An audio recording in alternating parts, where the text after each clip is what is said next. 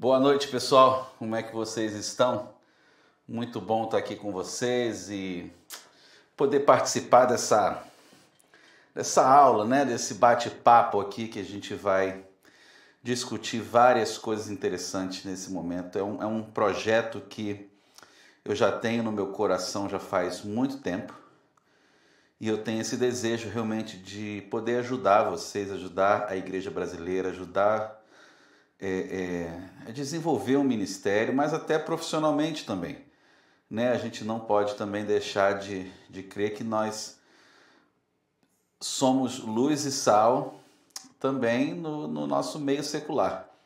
Então não é só porque a gente vai fazer música de uma outra forma, tocando numa orquestra ou regendo, que a gente não está sendo missionário, a gente está ali para proclamar a palavra. Então, primeiramente agradecer a sua participação, você que se inscreveu e já acionou o sininho. Se você foi convidado por alguém, se você está no meu canal aqui agora assistindo, se inscreve lá e assina, põe o sininho lá pretinho lá para marcar que você precisa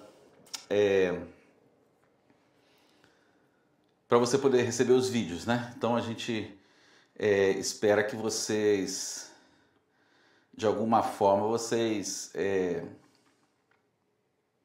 possam fazer isso. Então, quero primeiramente agradecer a essa oportunidade que vocês estão me dando. Então, deixa eu falar um pouquinho, de repente você não me conhece, meu nome é Leonardo, eu já participo sou ministro de música já, vou fazer 20 anos em dezembro desse ano, eu faço 20 anos de ministério. E sempre trabalhei com música, então eu sempre cantei em coro e também eu sempre toquei em orquestra. Eu sou violista, viola é o meu instrumento principal, embora eu toque outros instrumentos, mas a viola, quando me perguntam aqui qual é o seu instrumento, eu falo que viola é o meu instrumento primário, né, no qual eu me desenvolvi.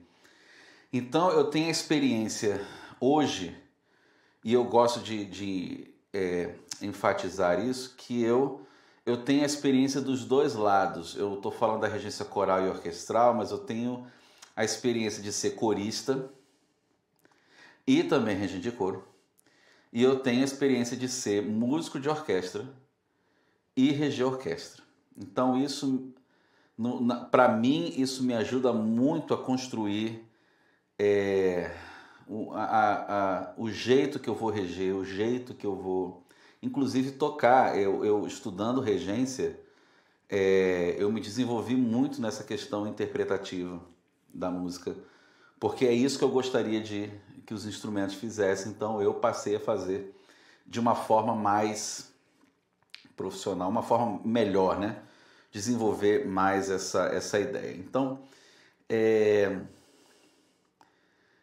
eu fui professor do Seminário do Sul, dei aula de regência, dava aula de teoria, sempre envolvido na igreja. Eu fiz o seminário e me graduei em 2002. Eu fui para a UFRJ e fiz a regência. Depois da UFRJ eu vim para os Estados Unidos, onde eu fiz meu mestrado em orquestra, em regência orquestral. Fui para o Seminário do Sul, lá no Texas, em Fort Worth, onde eu fiz o meu DMA, quer dizer, que é doutor em música e artes. Mas ainda estou para concluir. A ênfase lá é doutorado de música em artes, em música na igreja, com ênfase em regência. E lá eu tive grandes oportunidade de reger orquestras grandes, orquestras sinfônicas, oportunidade de ouvir e ver outros profissionais regendo, e foi muito gratificante para mim essas oportunidades. Então, mas eu sempre continuei tocando em orquestra. Eu mudei para Chicago em 2017 e a primeira coisa que eu fiz foi procurar um coro para cantar e uma orquestra para tocar. Foi a primeira coisa que eu fiz para continuar desenvolvendo a minha profissão que eu tenho como regente. Então, eu, olhando aqui os meus livros, né? E eu tenho bastante livro de regência, eu estava olhando aqui e falei assim, que assunto seria bom, legal a gente começar, né? É claro que eu tenho várias ideias nesse projeto que eu tenho, um projeto que eu vou estar assim, sempre fazendo vídeo, você pode ir lá no meu canal e ver, vai estar lá disponível para todos vocês, sem nenhum problema. Eu fui olhando aqui, assunto seria legal para fazer, eu peguei vários livros com várias coisas, eu queria fazer, por exemplo, pelo menos umas 2 aulas de história da regência, para a gente entender algumas coisas. Quando a gente olha para a história, a gente consegue entender alguns detalhes que talvez a gente não tenha resposta, né? Talvez a grande pergunta seja por que a gente rege, né? Faz o padrão com a mão direita, né? E por que não com a esquerda? Por que se... Então, tem várias coisas da tradição da história que você vai ver que por isso que se tornou uma tradição. Não existe nenhuma regra com isso, mas se tornou uma tradição se reger com a mão direita, e eu posso depois desenvolver essa ideia até para a gente ter uma ideia. Então é por isso, não é porque os canhotos são piores do que os destros. Não tem nada a ver. É uma questão de tradição, assim como muita coisa na música que se faz veio por algumas tradições e depois se tornaram regras. Então a gente pode ver essas coisas. Então eu escolhi esse livro aqui para a gente começar. Vou mostrar para vocês aqui. Esse livro é intitulado Face to Face with Orchestra and Chorus. E é feito por uma universidade em Indianápolis e é um livro que foi escrito por 3 pessoas, né? Eles se juntaram e escreveram esse livro. Então é interessante desse livro que, se você olhar aqui na pontinha, ele fala que é um manual para regentes de coro. Embora tenha aqui a foto da orquestra e esteja falando um pouco da orquestra aqui, mas esse livro foi escrito para regente coral que quer aperfeiçoar ou aprimorar, ou talvez seja a mesma palavra, né? Aperfeiçoar, aprimorar, mas ter um pouco mais de experiência com a regência orquestral, com a regência instrumental, né? Então, achei interessante a ideia do livro, já tinha lido, talvez eu não tenha lido a parte técnica, mas a ideia aqui é a gente correr alguns assuntos aqui. Deixa eu só dizer os assuntos que nós vamos tratar aqui nesse livro e que nós vamos tratar nas nossas aulas. É claro que talvez eu não tenha como ir profundamente, mas é a natureza da orquestra, os instrumentos da orquestra, preparando para os ensaios, ajustando a batuta, técnica com a batuta e ensaiando a orquestra. São 5 lições que a gente vai trabalhar. Eu acho que quando nós falarmos dos instrumentos, talvez eu precise fazer 2 aulas para uma aula não ficar muito longa. Eu ainda vou ver aqui como é que eu vou trabalhar isso. E depois a segunda parte é uma parte mais técnica, onde ele vai desenvolver como estudar a partitura, e aí ele coloca 6 exemplos musicais que ele vai dar algumas opiniões aqui. Então ele coloca o Messias de Handel, o Magnificat de Bach em Ré maior, Glória de Vivaldi, 3 obras barrocas. Depois ele vai para 3 óperas, 3 peças clássicas do período vienense, que é a Missa in Augustis, a famosa Nelson Mass, a Missa em Sol Maior, muito bonita essa missa, se você não ouviu, vale a pena, e o Coral Fantasia de Beethoven.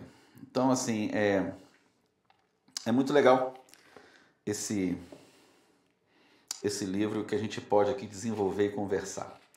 Então, sem mais delongas, eu pretendo fazer lições de 45 minutos. Eu espero não passar de 45 minutos, e você me perdoe se eu for mais de 45 minutos, mas como eu falei, isso aqui é uma aula, né? Então, eu penso que uma aula de 40 minutos, 45 minutos é razoável para a gente aprender bastante coisa, discutir, conversar. Então, eu vou começar assim nesse capítulo 1, que ele fala da natureza da orquestra. E aí a tradução que a gente tem para esse livro é esse aqui, né? Cara a cara com a orquestra e o coro. Eu preparei uns slides aqui, eu espero que ele não fique o tempo inteiro aqui, mas... Então, antes de eu entrar nessa questão aqui, eu vou colocar alguns pontos que a gente pode colocar como objetivos de se estudar esse livro, de se estudar esse aqui. Então, os objetivos que nós queremos alcançar com essas classes é o seguinte: é ajudar os regentes na decisão, seja ele concerto, seja talvez um recital, relacionado à música instrumental. Pelo menos conceitos básicos. Então, esse livro aqui já diz que não vai entrar em detalhes muito... Principalmente quando eu vou falar de técnica da batuta.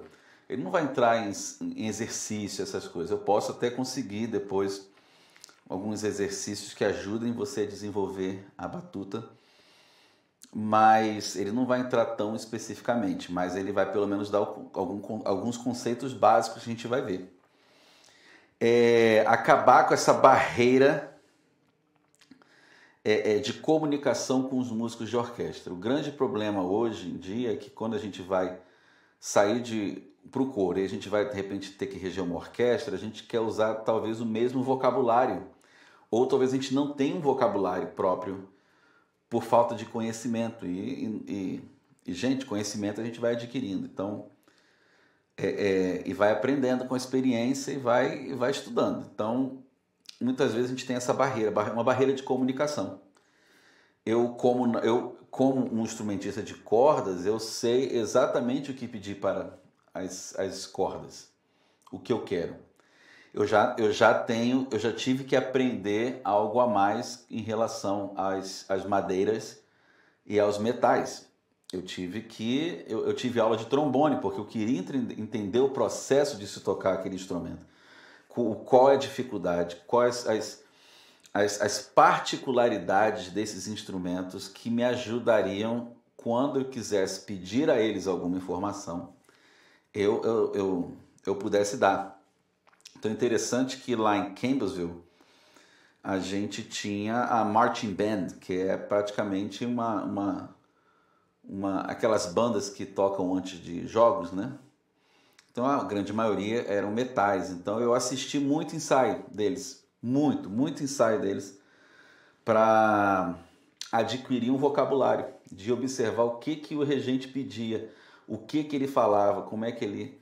para que eu pudesse dialogar com a orquestra, para eu não ficar perdido, porque o músico ele também se frustra, tá? O músico também se frustra, talvez, de não poder corresponder ao que o regente está pedindo. Então, assim, tem os dois lados, né? A gente se frustra que a gente não consegue falar, e o músico também, muitas vezes, ele fica frustrado porque ele vê o seu empenho, mas você não tem aquela comunicação eficiente, direta, que você quer. Então, tem essas coisas. Então, é acabar com essa barreira.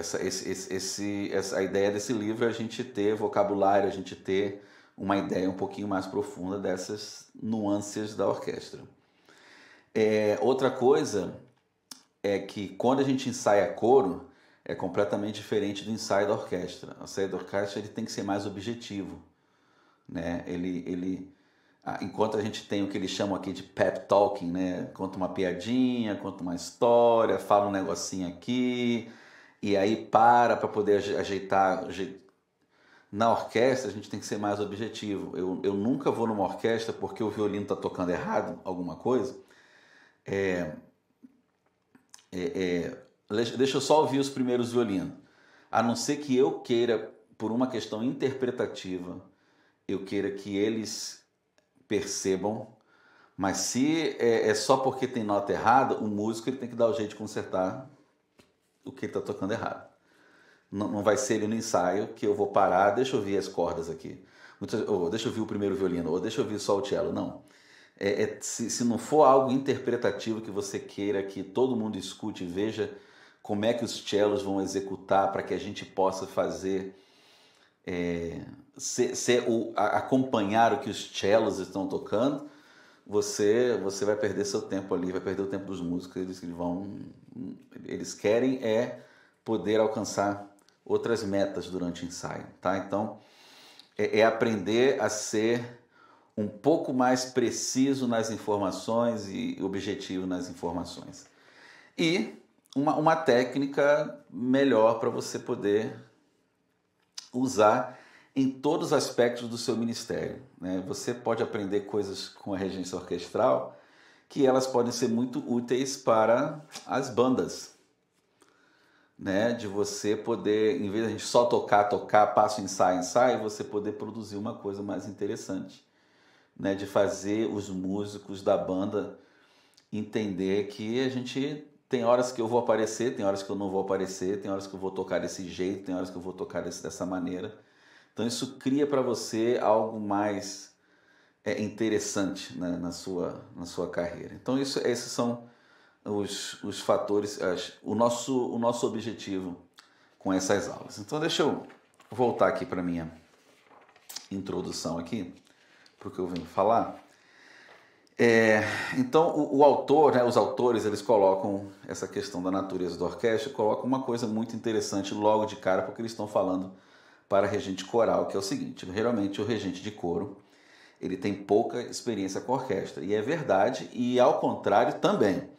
O regente de orquestra, o cara que viveu, que só estudou orquestra, ele tem pouca experiência com o coro, né? Se for lá só para fazer o ensaio do coro, eu já vi regente de orquestra que, por exemplo, não tem um conhecimento vocal necessário para fazer um aquecimento, mas aí ele contrata alguém para fazer o aquecimento vocal, algum músico profissional que vai ali e vai fazer o aquecimento, algum trabalho vocal para que ele possa chegar ali, reger a música. Ele vai fazer a mesma coisa que ele faz na orquestra, ele vai pegar pontos ali que ele precisa resolver, ele vai resolver, e é isso.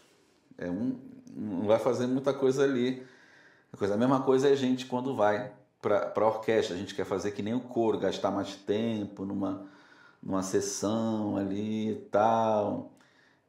Mas enquanto a orquestra está esperando uma coisa, olha, vamos seguir em frente, vamos ler o repertório, vamos trabalhar outras coisas, né? Então, tem essa coisa da experiência, né? Ai, bati aqui no microfone.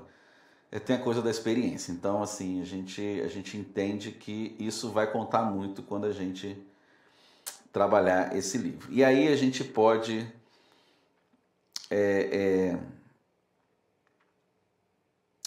a gente se sente intimidado, né? Então, quando principalmente se a gente se rege mais coro, a gente se sente um pouco intimidado, né? Com a grandeza da orquestra, com aqueles músicos todos talvez esperando você. Então a gente pode pensar em duas situações. Uma, quando você trabalha com uma orquestra de amadores, que aí, se você não tem o conhecimento necessário, talvez você se sinta um pouco incapaz de ajudar os músicos naquilo que eles precisam, né? Nas suas dificuldades, nas suas limitações, e talvez o regente que pudesse ali ajudar, se você também é limitado, então fica aquela sua situação que você se sente incapaz de corresponder ao que eles querem. E a segunda opção é quando você trabalha com músicos profissionais e você tem a mesma situação de não corresponder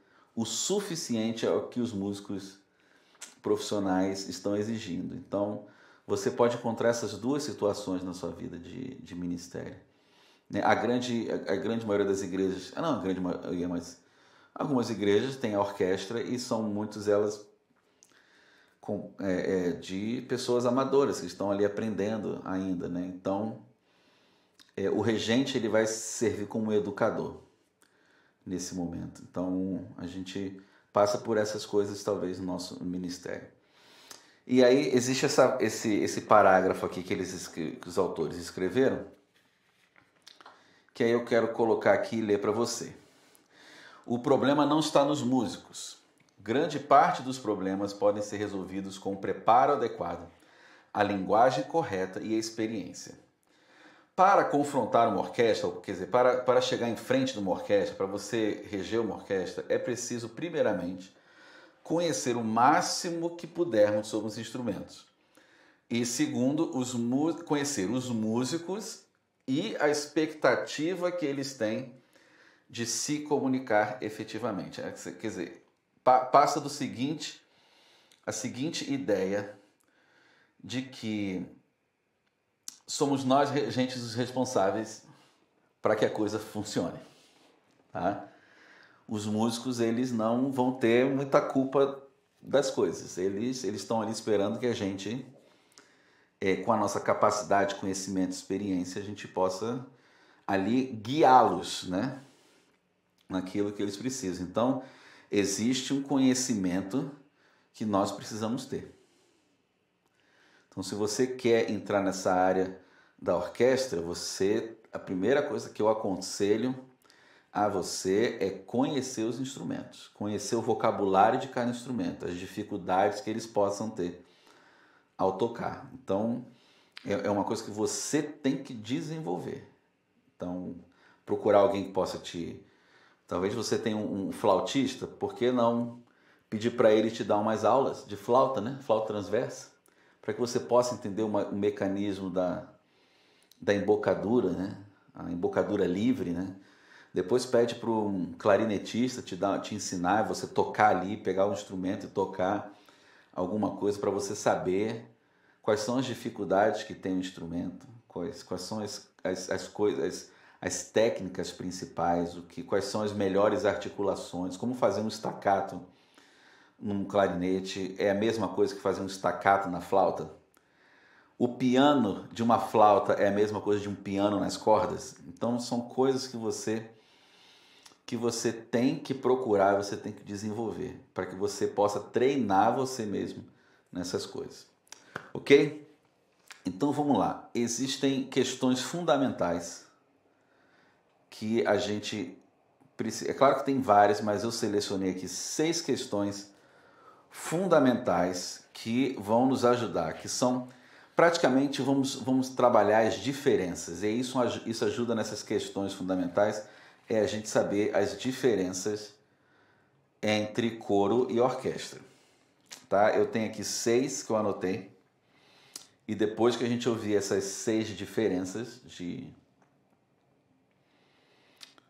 nós vamos ter quais são os procedimentos que a gente pode ter em relação a essas diferenças, qual a aplicação, né, dessas diferenças e que procedimentos eu preciso ter ou adotar para que eu entenda, possa solucionar ou possa compreender essas diferenças. Então vamos lá. A primeira diferença é o seguinte: as orquestras geralmente ensaiam menos por concerto e precisam cobrir mais música em um curto período de tempo.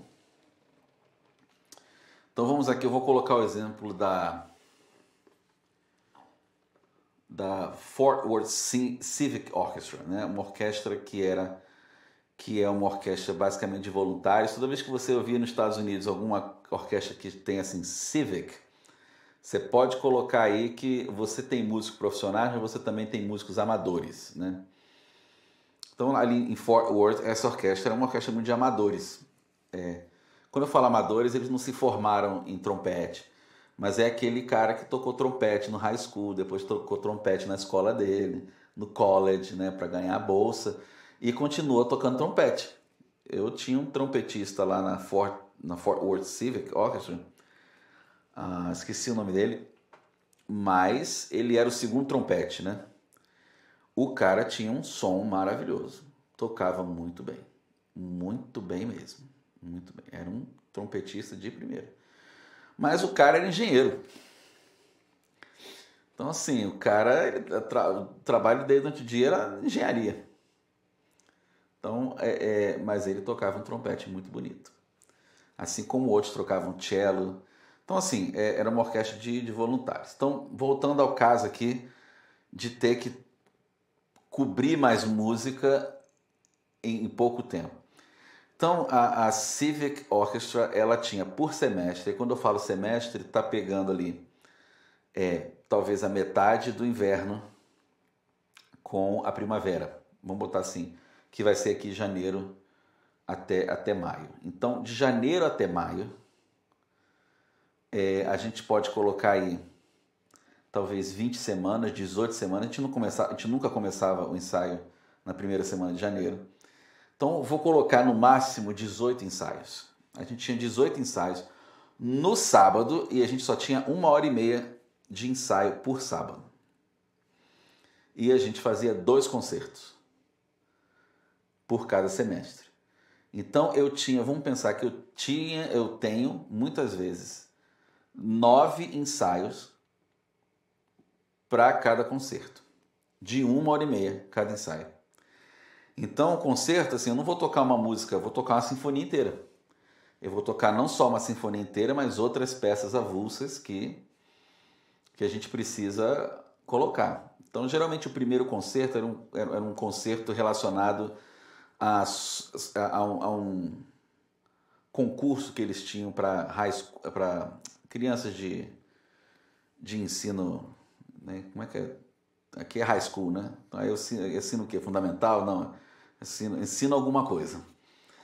Era o pessoal antes do college.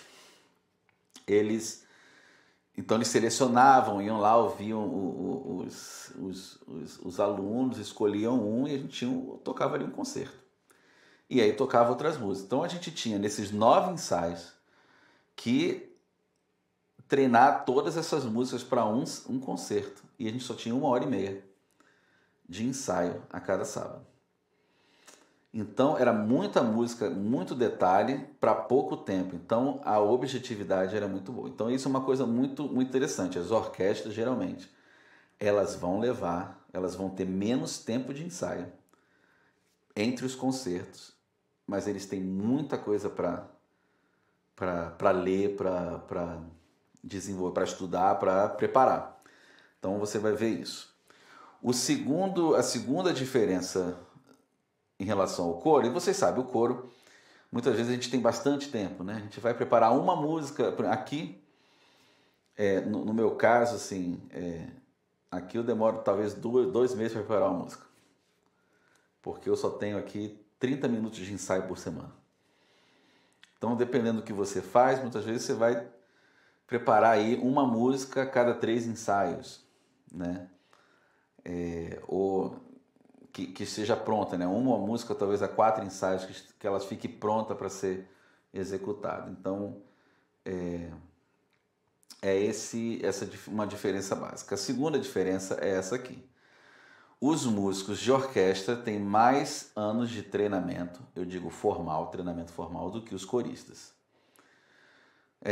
Não dizendo, por exemplo, tem coro profissional, então você vai ter cara que tem bacharelado em voz, entendeu? Profissional ali, o cara que é pago para fazer isso.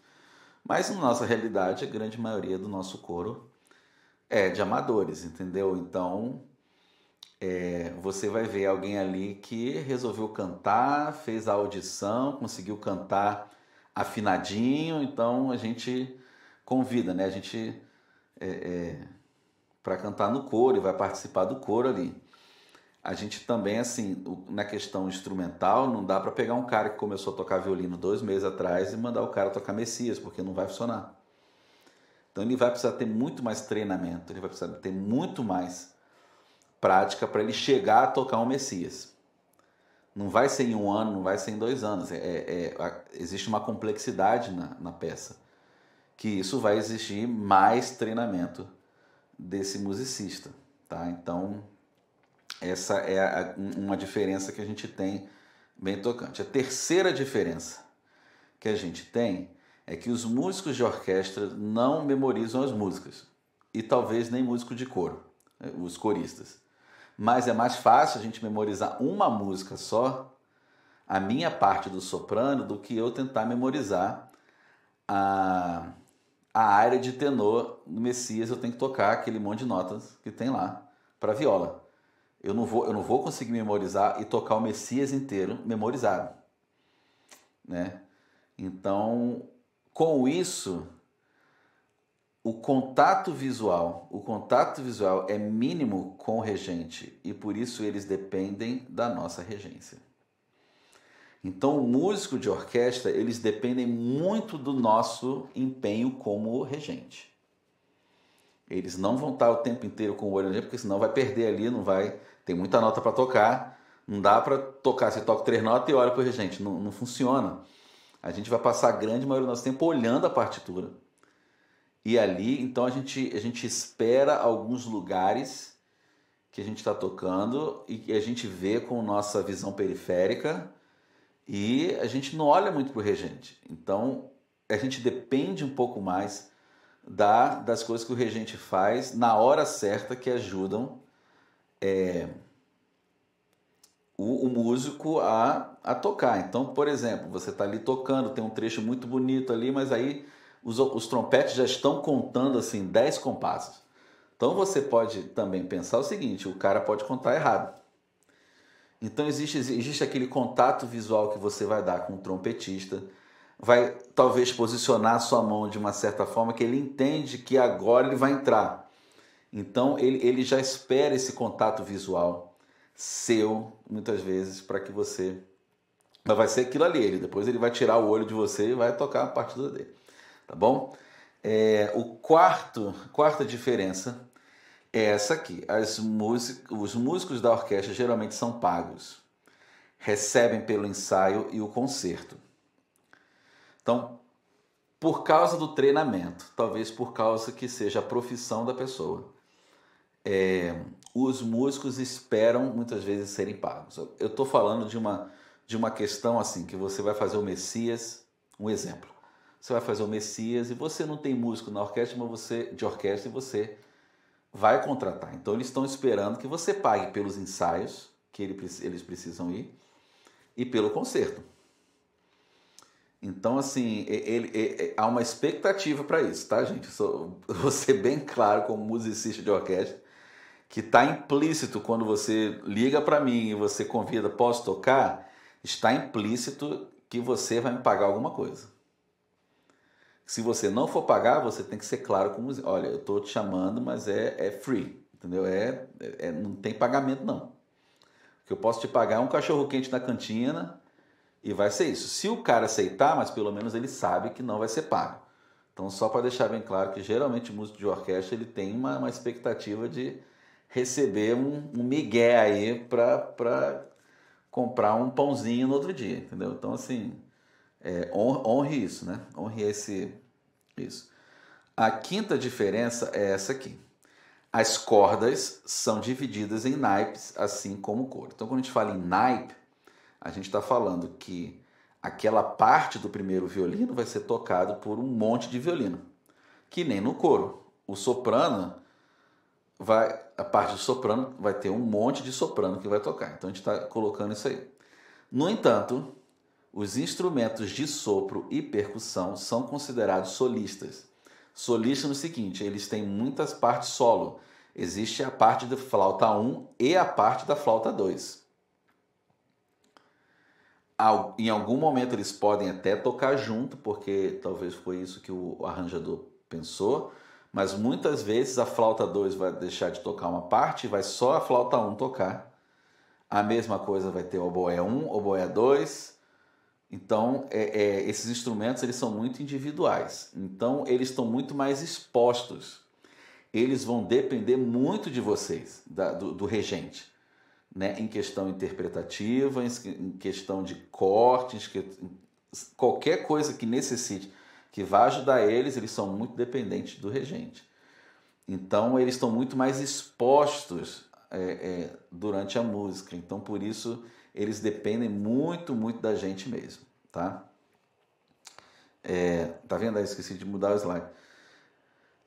E o último, sexto e o último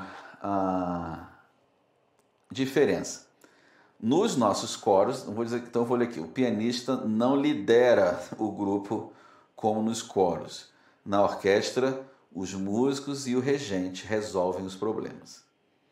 O que a gente pode entender disso? Quando a gente tem um coro que só tem um pianista tocando, o pianista, se o pianista é um cara bom, um cara safo, muitas vezes o regente, se ele abaixar a mão e o pianista continuar executando com tudo que precisa, o coro vai seguir ali o pianista na boa. O pianista bom é aquele cara que está ali, está o ouvido ali e o contralto perdeu a nota. Aí ele começa a tocar a nota do contralto aqui na mão direita para que o contralto ache a melodia. Ou o tenor, seja quem for que está perdendo a nota. No caso da orquestra, o regente e os músicos, eles resolvem a grande parte dos problemas. Então você imagina assim, você está no meio de uma orquestra e aí a trompa 1 tinha que entrar no compasso tal e ela não entrou. Se ela entende bem da música, se ela vai dar um jeito de resolver aquele problema. E o regente também. Né? Então é ali que eles vão ter que achar uma solução. O regente talvez estejam perdendo tempo, então o regente que talvez estivesse fazendo gestos mais interpretativos, ele vai largar esses gestos interpretativos e vai, aqui é o primeiro tempo, aqui o segundo tempo aqui, então ele vai começar a marcar o tempo mais precisamente para que todo mundo se ache. Então não vai ter um instrumento que vai poder chegar ali e tomar conta, né? O primeiro violino, né? Tentar tocar, né? Tomar conta ali, olha, vocês me sigam, vocês estão perdidos. Não vai adiantar. A gente vai ter que fazer um trabalho ali conjunto. E acontece. Eu tenho uma experiência de um concerto, vale a pena eu contar essa experiência. Eu acho que foi meu primeiro concerto que eu regi na orquestra de Campbellsville. Eu fui reger a sinfonia número 2, sinfonia número 1 de Rachmaninoff, que é o piano concerto de Rachmaninoff. Só o primeiro movimento. A menina que tocou maravilhosamente. Mas aí você sabe que quando você vai fazer um concerto, né, existe toda a questão de nervosismo e tudo mais. E ela, em certo ponto, bem assim no início ainda do concerto, ela pulou uns compassos. E aí era uma parte até que as trompas acompanhavam essa parte do concerto, essa parte que ela estava tocando. Então eu percebi que ela pulou e as trompas também.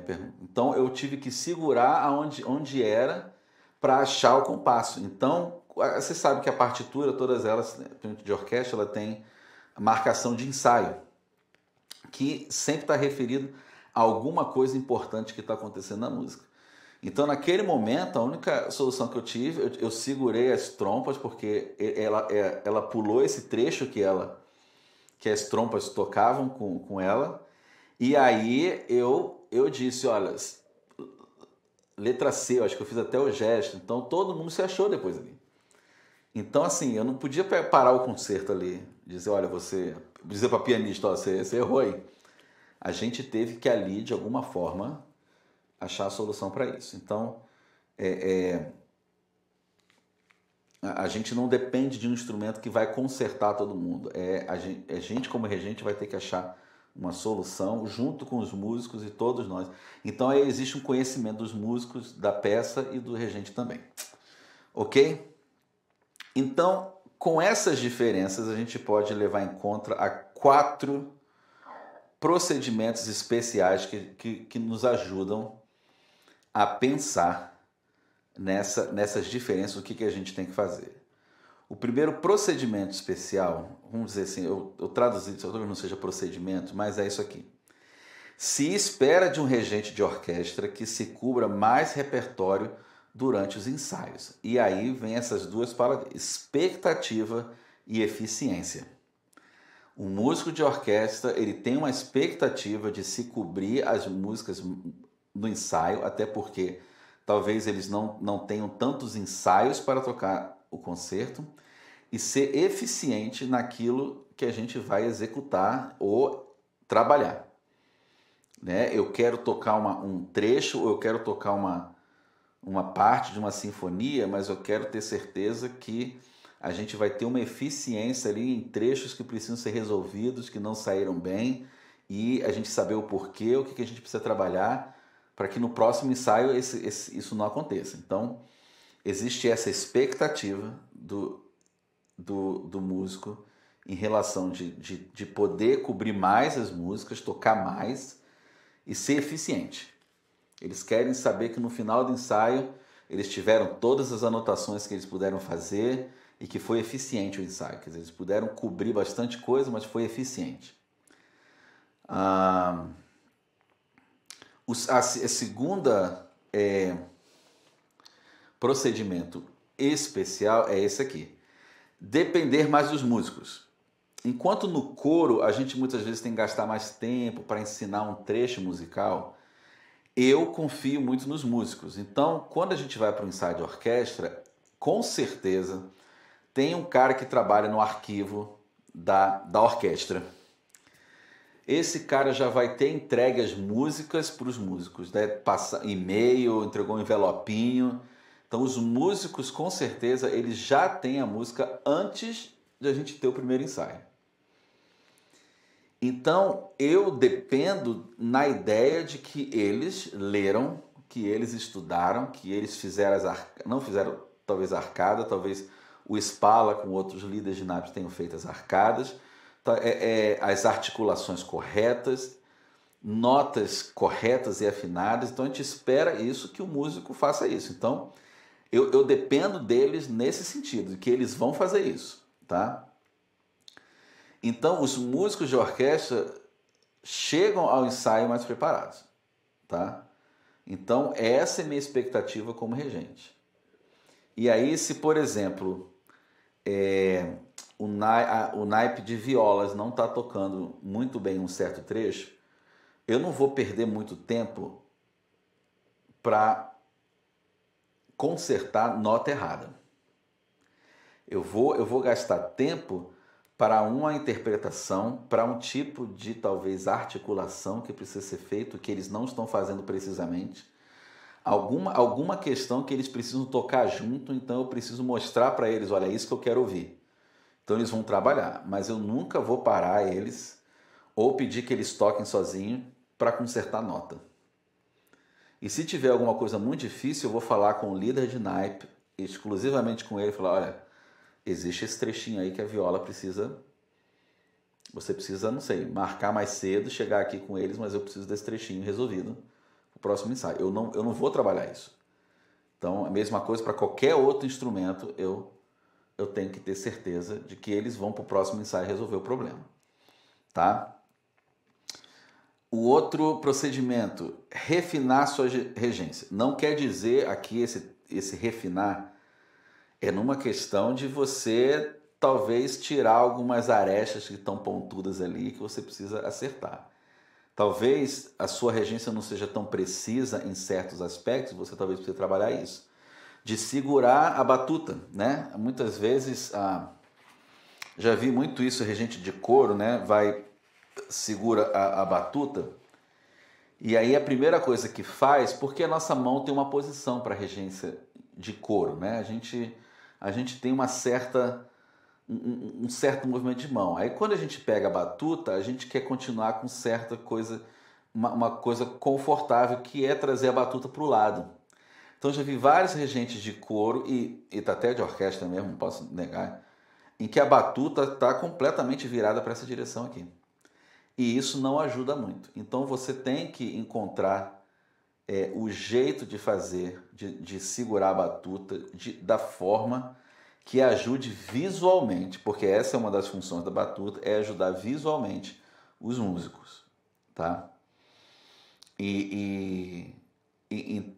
Então, são esses pontos que você precisa refinar a sua regência. Talvez você seja aquele regente que rege o tempo inteiro com as duas mãos. Na orquestra não vai funcionar. Você reger o tempo inteiro com as duas mãos, para eles não faz o menor sentido. Você vai ter que aprender a usar o seu lado esquerdo, que no caso aí para você está para essa direita, para desenvolver isso melhor. Então, é esse aspecto de refinar a regência. E por último, a gente está quase lá, gente, estou quase chegando no final da nossa aula. O mais importante, que eu acho que tem muito a ver com o primeiro procedimento especial que a gente falou, que é expectativa e eficiência é ser direto e objetivo. É muito difícil para o músico da orquestra se você tem que passar um trecho e você resolve contar uma história e longa, e eles ficam lá 1, 3, 4 minutos ouvindo aquela história para você explicar que o cara tem que tocar mais staccato. Você está entendendo? Talvez eu vai contar uma história para dizer pro cara, olha, eu quero esse trechinho mais staccato e na ponta do arco, porque não é forte. Então, movimento de staccato ali. Então, essa coisa é a coisa mais direta. Olha, gente, eu quero uma coisa mais ligada,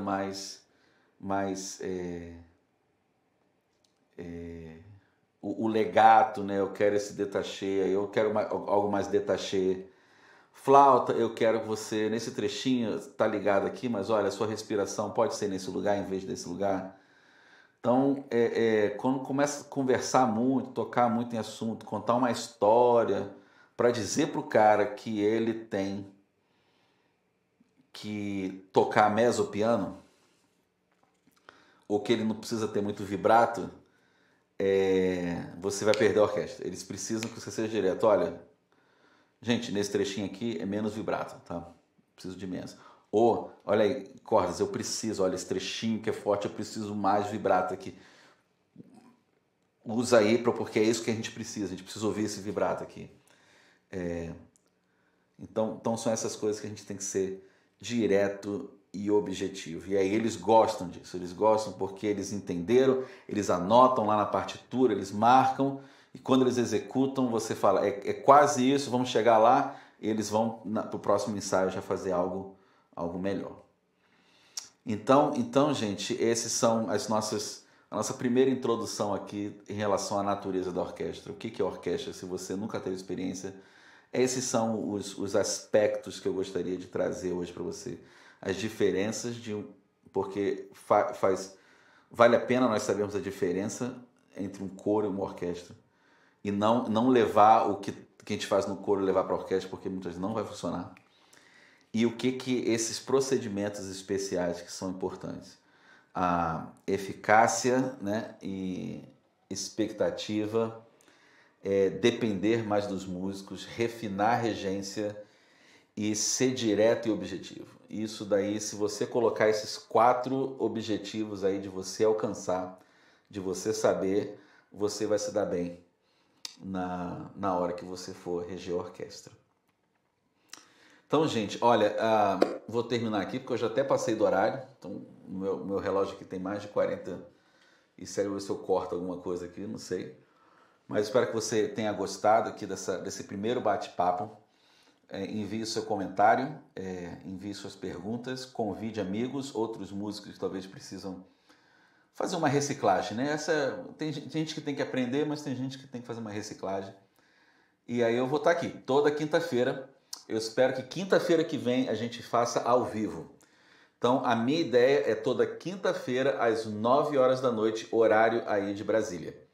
Às 21 horas, né? Então, 21 horas eu vou estar ao vivo e a gente vai continuar prosseguindo com os nossos assuntos aqui.